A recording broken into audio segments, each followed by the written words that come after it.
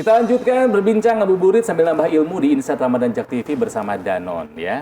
Nah, tenang, jangan dulu dimakan makanan yang ada di depan hadapan Anda ya, karena belum waktunya buka puasa. Sabar, nambah ilmu dulu aja. Gitu. Makan boleh makan, tapi ingat jangan makan sembarang makan, jangan hanya ngejar kenyang, tapi juga harus bergizi. Nah, pertanyaannya adalah, ini yang mau saya tanyakan kepada Dr. Dian dan juga Dr. Bapak. Makanan apa nih dokter yang harus atau yang dianjurkan untuk dikonsumsi saat sahur? Ya, supaya kesehatan terjaga, energi tetap ada. Dan bagaimana memastikan bahwa nutrisinya ini memang cukup buat saya.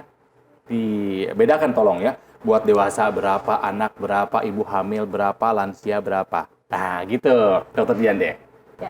Oke, jadi pada saat sahur tuh sebetulnya memang seperti yang tadi di awal sudah disebutkan, harus terpenuhi karbohidrat, protein, lemaknya. Mungkin pemilihan jenisnya ya sekarang ya. Pemilihan jenisnya itu kalau orang Indonesia terbiasa makan nasi ya. Makan nasi. Aku cinta nasi. Cinta nasi. Oke. Ya, sebetulnya prinsipnya itu karbohidrat kompleks tuh lebih baik daripada yang simplex. Karena karbohidrat kompleks tuh dia lebih cepat diserap tapi bertahannya lebih lama. Jadi menahan rasa laparnya jadi lebih lama. Seperti kayak nasi merah, oatmeal, ubi ungu, terus roti gandum, kentang gitu ya. Kentang nggak termasuk di kompleks ya, tapi memang mungkin tidak semua orang mampu untuk makan karbohidrat kompleks. Kadang-kadang ada gangguan pencernaan juga. Jadi tidak masalah kalau dia mau tetap makan yang simpleks seperti nasi putih, kentang, atau roti putih, atau pasta, itu nggak apa-apa asal sesuai dengan jumlah yang memang sudah dihitung ya, dalam sehari dia harus dapat berapa. Kemudian untuk protein itu harus terpenuhi protein hewani dan nabatinya. Tapi mungkin untuk saat sahur tuh cara masaknya tuh jangan yang terlalu berbumbu.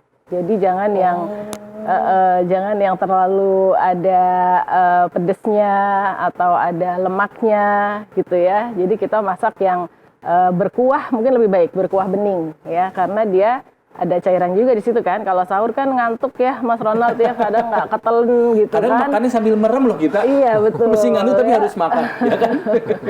Lagi ngantuk-ngantuk suruh nelen gitu. Kalau ada kuahnya kan jadi lebih mudah ya, lebih mudah dia bisa makan. Itu harus terpenuhi untuk tadi hewani dan nabati. Kemudian juga lemak itu boleh kita dapat mungkin nanti dari minuman ya. Kita bisa minum misalnya mau tambah susu boleh. Terus sayuran jangan lupa ya. Jadi sayuran itu juga mungkin bisa direbus kalau yang gampang ya, ibu-ibu suka yang cari praktis kan. Kalau dia lebih bervariatif boleh juga dimasak bening biasanya ya. Baik itu bayam. Atau ada orang sekarang senang daun kelor di bening gitu ya, atau sayur sup gitu. Jadi itu harus didapat juga ininya terpenuhi sayurannya gitu. Ya, setiap dokter dia menyebutkan menu, kenapa langsung ada terbayang di kepala saya? Sebentar lagi ya. Sebentar lagi, sabar ya. Oke, dan itu semua yang disebutkan tuh nggak susah nyarinya kan semuanya. Betul. Ya? Gampang, karena prinsip kita makan itu memang nggak boleh nyusahin kan. Bahan makannya harus gampang didapat di pasar tradisional yang biasa kita datangi, atau supermarket atau kios ya. Kalau rumah-rumah tuh kan biasanya kios warung aja yang bisa diantar mungkin, dan nggak boleh mahal kalau dia tuh. Kalau mahal-mahal tuh malah nggak mampu laksana jadi buat yang menjalani kan. Terus juga harus disukai oleh keluarga gitu. Jadi kita mungkin kesepakatan dulu besok mau sahur apa gitu kan.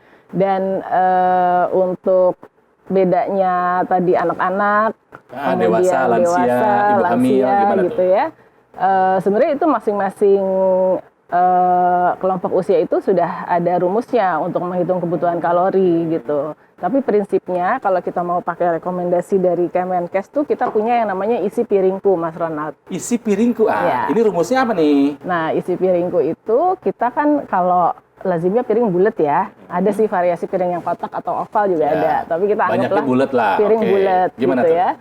Jadi kalau orang dewasa itu mungkin dari piring itu dibagi dua. Yang setengah sebelah kiri, 2/3-nya harus terisi karbohidrat. Ya, apapun jenisnya tadi, mau kompleks atau simpleks yang bisa dia makan, gitu ya. Kemudian sepertiga yang sebelah kiri diisi dengan protein. Ya, jadi protein hewani, nabati, contohnya misalnya ayam dengan tempe atau ikan dengan tahu, misalnya. Yang sebelah kanan itu 2/3-nya harus terisi sayuran. Oh, sayuran tuh harus gede porsinya ya? Ya, ini kita bicara dewasa dulu ya. Dewasa itu 2/3-nya harus sayuran, dan sepertiga yang sebelah kanan terakhir itu buah. Ya, jadi dalam setiap kali makan, mau bulan Ramadan atau tidak, itu harusnya seperti itu. Itu udah memenuhi prinsip gizi seimbang yang direkomendasikan oleh Kemenkes, Kementerian Kesehatan Republik Indonesia ya, Kemenkes kita. Nah, kalau untuk anak-anak, biasanya dia lebih banyak butuh lemak daripada orang dewasa. Tapi kita harus pilihkan lemak yang baik tentunya. Lemak yang baik itu bisa kita dapat dari ya salah satunya susu. Susu yang memang sebagai pelengkap gitu jadinya. Kalau dulu kan 4 sehat 5 sempurna tuh kalau zaman dulu ya, ada terakhir nasi, banyak susu ya. lauk pauk, iya, makanan buah sayur tambah protein, susu. vitamin mineral dan susu gitu Betul ya. Kalau sekarang namanya tumpeng gizi seimbang ya. Nanti deh jadi satu-satu ya, isi piringnya dulu ya. Tumpeng gizi seimbang baru tahu ya. Sudah diperbarui menjadi tumpeng gizi seimbang. Nah, kalau anak-anak tadi mungkin dari mulai, kalau bayi kan kita bicaranya ASI, kemudian dia masuk 6 bulan ditambah MPASI, makanan pendamping ASI, itu biasanya masuk juga ya, susu formula atau bubur, mulai dari bubur yang sangat halus, tengah kasar, sampai bubur kasar, sampai dia bisa makan seperti keluarga, nasi gitu. Kalau untuk anak-anak yang usia prasekolah itu mungkin bisa ditambahkan tadi yang lemak tuh bisa kita dapat dari susu, keju, atau turunannya ya, atau makanan yang digoreng. Turunan dairy ya. Betul. Terus kalau dewasa sampai lansia itu sama sebetulnya. Bedanya adalah kalau orang lansia biasanya nggak bisa makan seperti orang dewasa yang 3 kali sehari. Jadi lansia itu harus porsi kecil tapi sering. Jadi lansia, anak-anak, ibu hamil tuh harus porsi kecil tapi sering, istilahnya tuh small but frequent. Ya, soalnya saya di rumah juga ada anak-anak dan juga ada orang tua, jadi saya tahu pola makan memang seperti itu. Sedikit tapi sering. Betul? Iya, betul. Jadi prinsipnya sih seperti itu. Oke, wow. Menurut dokternya sendiri, sebetulnya sulit nggak sih memenuhi ini semua, melakukan ini semua? Sebenarnya nggak sulit, ya kan? Karena keterbiasaan kan. Jadi harusnya harus jadi habit dulu. Dan perilaku. Nah, perilaku itu apalagi kami dari Danone itu senang sekali mengkampanyekan sustainability feeding atau memberikan makan secara berkelanjutan. Itu nomor 1 adalah kalau habitnya udah bagus, intake kita juga akan terbiasa. Kita nggak akan mungkin makan terlalu berlebih, gitu kan. Nah, otomatis food waste-nya juga jadi berkurang. Nah, ini sustainability-nya dapat banget tuh, keren. Karena kan kadang kalau orang Indonesia ini kan harus kenyang dulu apa-apa tuh gitu ya. Kalau belum kenyang, kalau belum ketemu nasi atau padahal itu karbo kompleks, karbo simplek ya. Iya. Belum merasa makan gitu. Karena kan sayang, padahal ada pemenuhan gizi lainnya yang tidak terpenuhi. Betul. Gitu. Ya. Ini sesuatu yang udah ada di culture kita kan, Dokter Ray. Ini sebetulnya masih bisa disosialisasikan nggak sih? Betul banget. Masih bisa banget. Dan ini yang kita sebut sebagai selain kampanye isi piringku yang dari Kementerian Kesehatan, itu penting juga untuk memastikan bahwa rata-rata kan kalau status hidrasi bagus, itu akan lebih lama kenyangnya kan? Iya.